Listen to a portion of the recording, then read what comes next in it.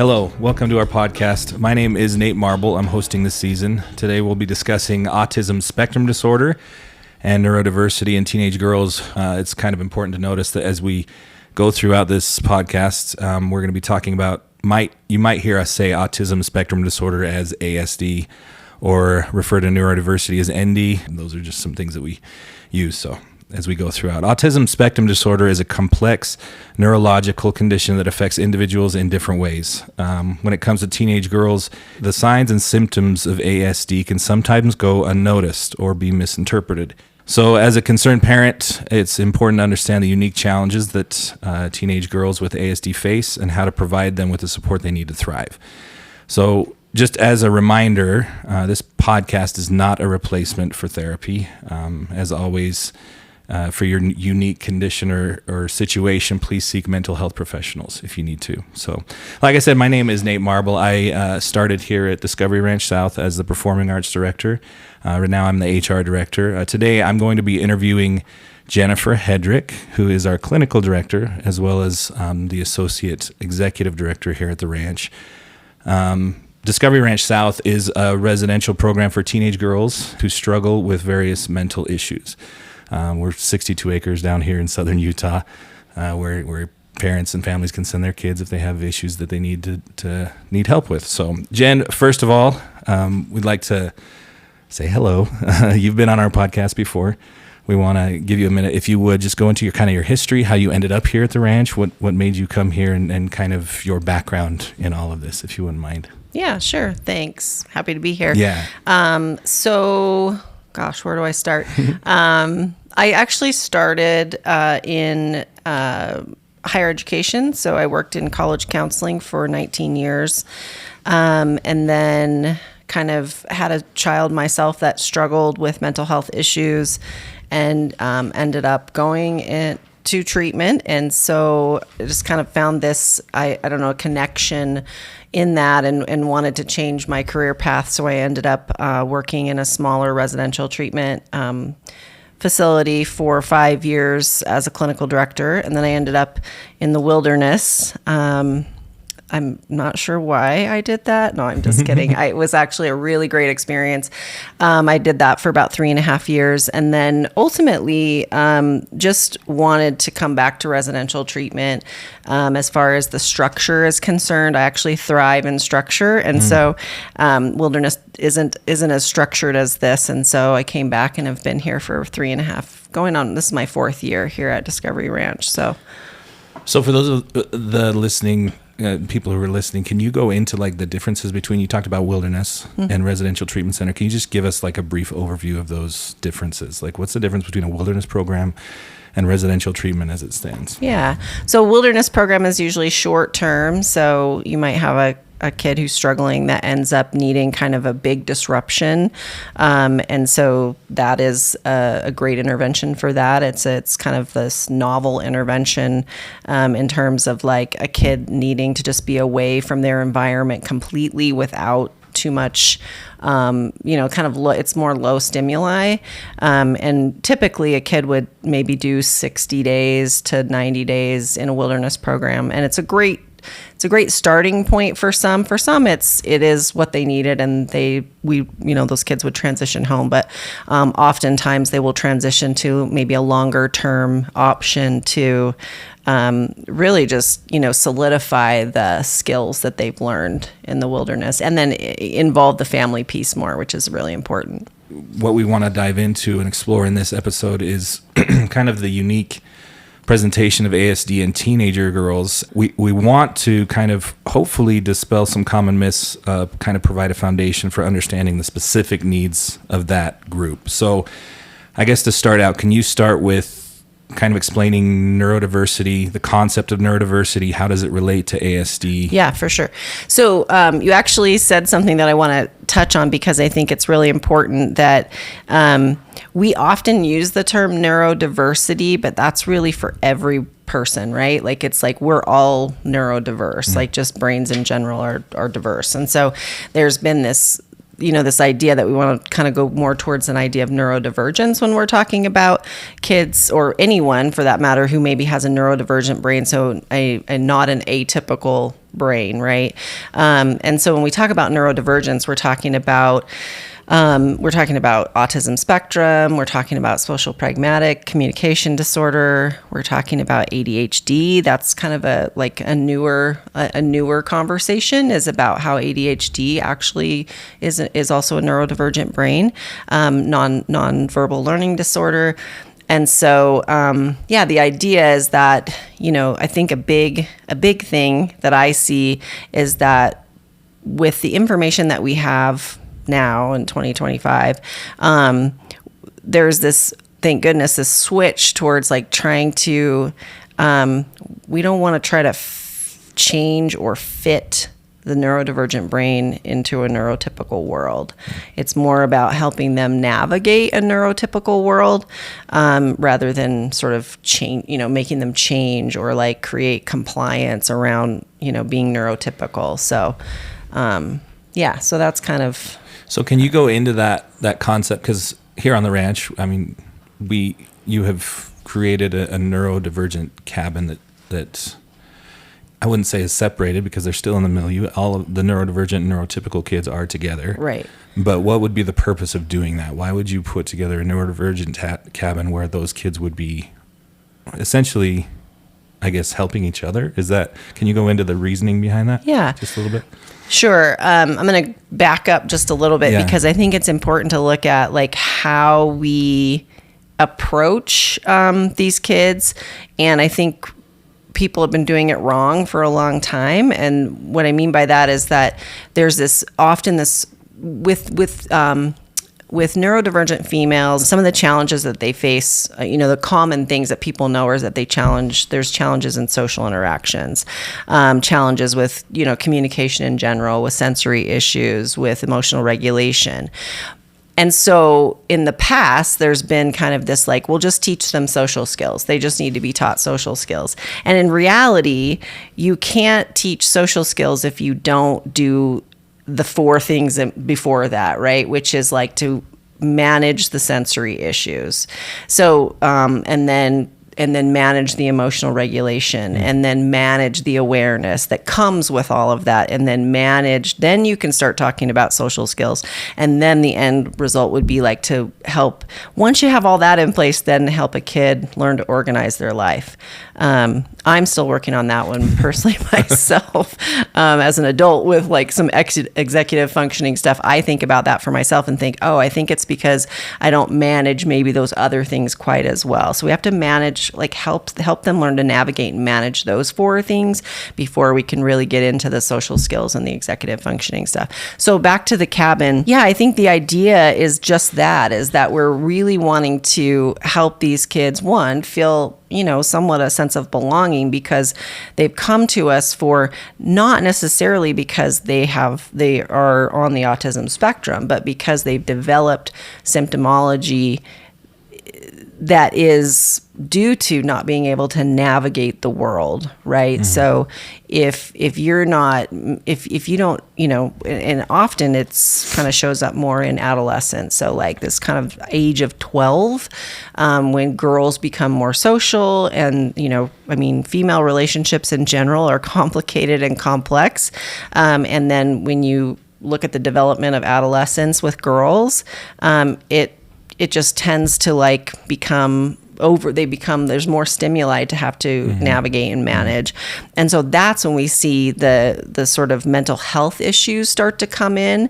So I think there's this like a little bit of a myth that like, we treat autism spectrum. Really, we treat the symptomology that comes along with not being able to navigate the world, the neurotypical world, right? Yeah.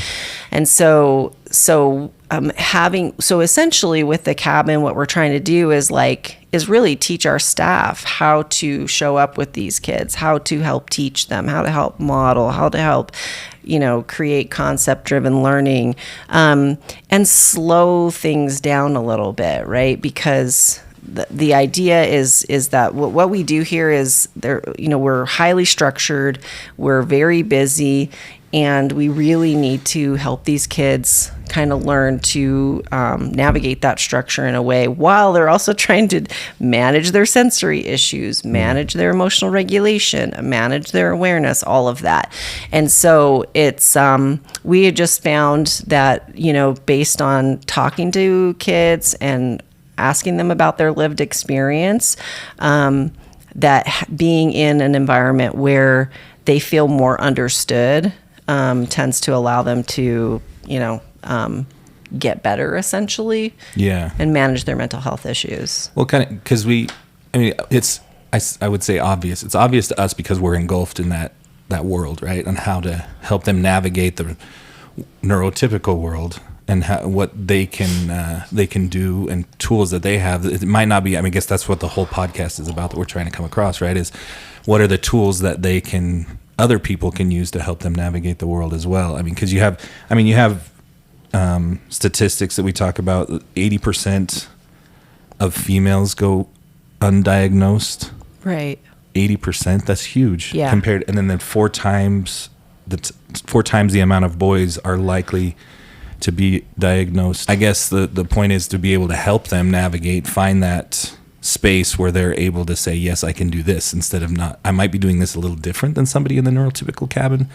But how, and then you mentioned the staff themselves. I guess that would extend. So is there a space after they leave the ranch?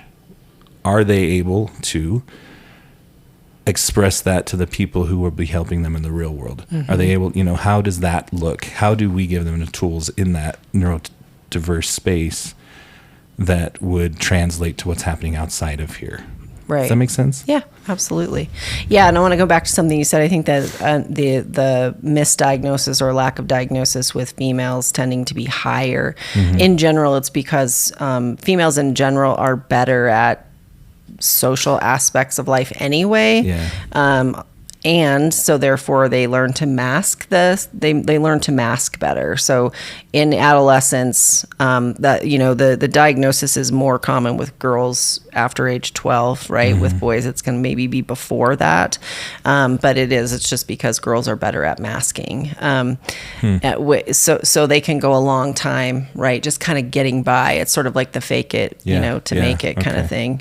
And so, yeah. And then in terms of generalization, I think that's kind of what you're talking about, is how do we take what we teach and what the students learn here and transfer that to life outside of the ranch. And I think that just the way that our program is set up, and we can talk more about that in the later episode, and we talk about kind of more about what we do, because I do think that we're set up exactly for that, is right. For transition to occur with skills generalizing to the world outside of the ranch. Great. Okay. Yeah, we'll talk about that. Yeah. So let's dive into, I guess, can you kind of explain the concepts behind neurodiversity, how it relates to ASD, I guess, in particular, and what is neurodiversity? Like, if you could define it and get down to really the bare bones of it, what would you say?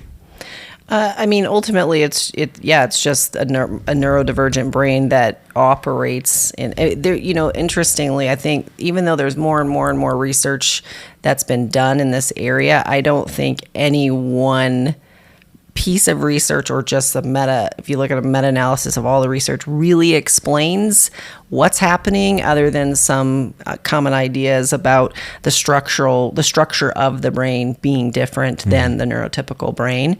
But in terms of how it shows up, it comes back again to this idea that there are more challenges in general with the ability to emotionally regulate, more challenges with being overstimulated or understimulated. That's something that doesn't get talked about a lot. We always talk about being overstimulated, but we don't really go into being understimulated. Again, challenges with social interactions, sensory issues, and I think navigating relationships in general. I think the other thing, this is something I just want to bring up really quick, is that there's also a lot of myths that probably are out there about the neurodivergent brain and autism spectrum specifically. Some of those are that, like, it's a learning disability, that these people this population doesn't make eye contact, that they lack empathy, that they aren't sociable, and all those things are just completely false, right? It's just, again, back to the spectrum piece. It's learning that person's lived experience, and then how does that fit or not fit, or how do we help you adjust and navigate the neurotypical world, because that's what we live in, right? I think I just want to take empathy as an example. My experience with kids on the autism spectrum is that some of them actually experience a ton of empathy, maybe even too much empathy. And so that becomes problematic, right? Even especially towards animals. That's often a really just side conversation. That's a really great tool for therapeutically for kids is when they have a kid on the spectrum, when they have a connection toward an animal, because that empathy piece is really strong there typically. And so then, like, how do we help them? Like, okay, you could live in a world of animals, or, like, if you want to, like, sort of live in the social world, how do we take what you know about animals and kind of, like, transfer that into the social world? Okay, so we talk about neurodivergence, and a lot of times I don't know that they're connected with other things that might come as a consequence, not consequence, a sidebar to that neurodivergence. So like depression, anxiety, obsessive compulsive behaviors. Yeah. Can you go into how that might lead to that, first of all, and why it's important to actually look for those things? Ultimately, if you think about a 12-year-old that, enters into, that's the age, right, where the social piece becomes different, or it changes. Before that elementary school, it's just like social hierarchy changes, right? Getting into middle school. You're getting into middle school. Trying to figure out who they are. Totally. Right. And so I think what happens is that you have a kid who is all of a sudden faced with kind of a new reality, and maybe being neurodivergent, that they don't really have, they don't have the script. Right. There isn't, the script is changing. And so when that script changes, they start to feel possibly internally kind of the consequences of not knowing the script.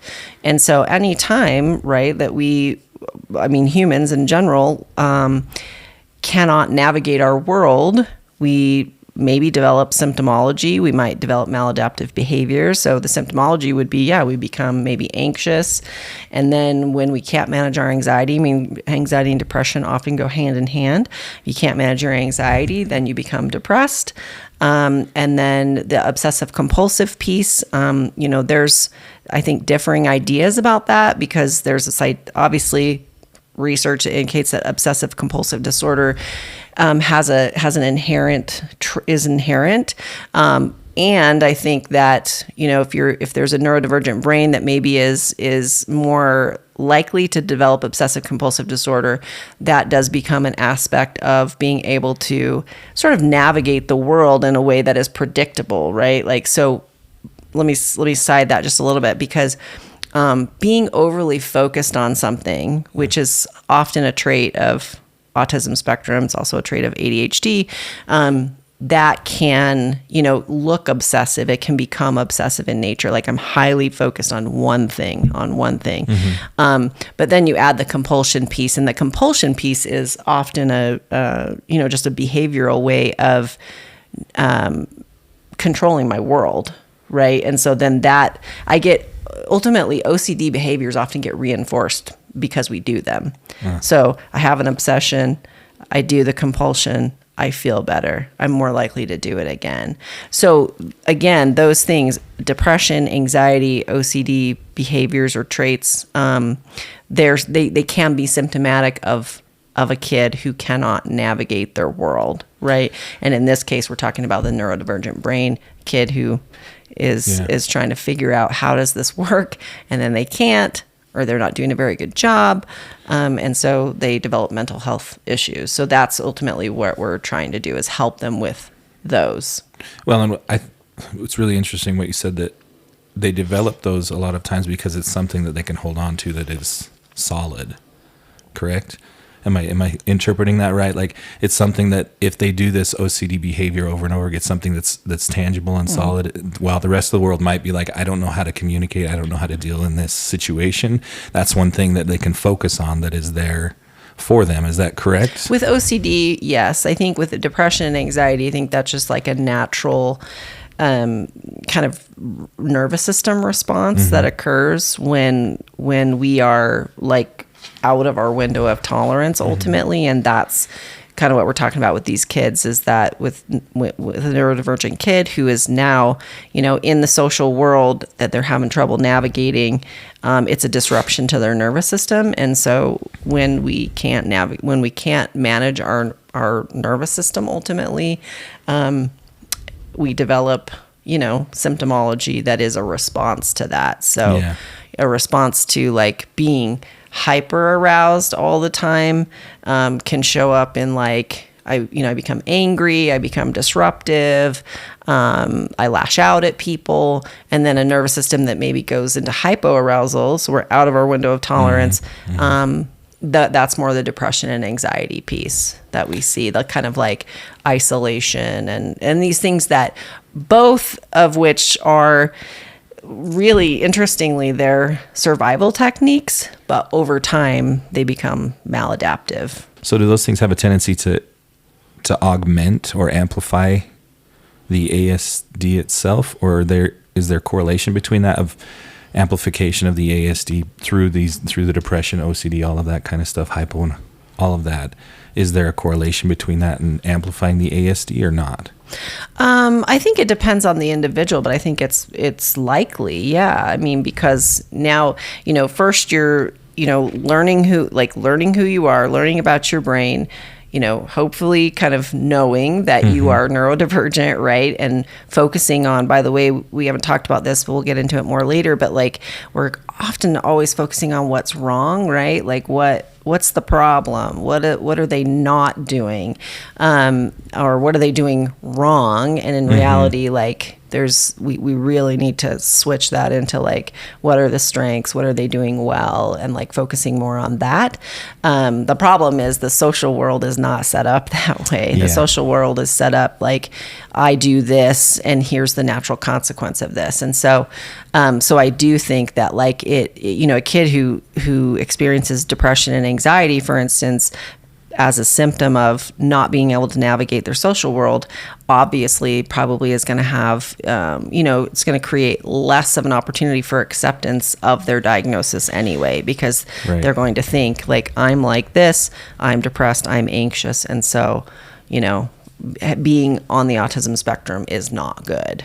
Right. That's sort of going to be that. And that comes back to like really learning about that kid's lived experience. We want to put a blanket on all of this, say it's a one size fits all thing, and it's not. Like every kid that we work with diagnostically may have the same label, but are going to be very different. We have to find out what is their internal lived experience. So one of the statistics is 1 in 54 children are diagnosed with ASD in 2014, excuse me. So there's a lot more kids out there that are actually undiagnosed that we as parents or listeners might not even see, and we might not have the tools to look and help those kids. So what are some things that they can do, our listeners can do, to educate themselves from a clinical standpoint and be able to realize what's happening with that kid and help them? Yeah, that's a great question. I mean, I think that, you mentioned like maybe people are going undiagnosed, and I'm going to make a controversial statement and say like, maybe that's okay. Because I think what it comes down to is like, it really is about, is the kid, let's talk about teenagers, are they not doing well mentally, right? So like if a kid is not doing well mentally, if they are having depression, if they are having anxiety, that is more than the typical teenage experience. Are they developing maladaptive behaviors, right? Are they doing risky behaviors? I mean, then that's where I think parents need to look at, like, okay, what's going on? So, but it's not just looking at the behaviors, right? Because those behaviors and those mental health issue experiences are sort of a way of communicating ultimately. And so we need to know what is being communicated. So in that sense, then they, yes, may find out, oh, my kid is actually on the autism spectrum and I didn't know it, right? And so then it's like we can kind of back up a little bit, see, kind of back to that system of like, we don't just teach social skills. We don't teach algebra before we know basic math. We teach basic math first. We have to look at what is that experience? Are they struggling with sensory issues? Are they struggling with their emotional regulation? Most likely, most teenagers do. But when you're on the autism spectrum or you're neurodivergent, it's more complicated, the emotional experience. What is their awareness level? Like all of that stuff. So I think for parents, it's, how is your kid navigating their world, right?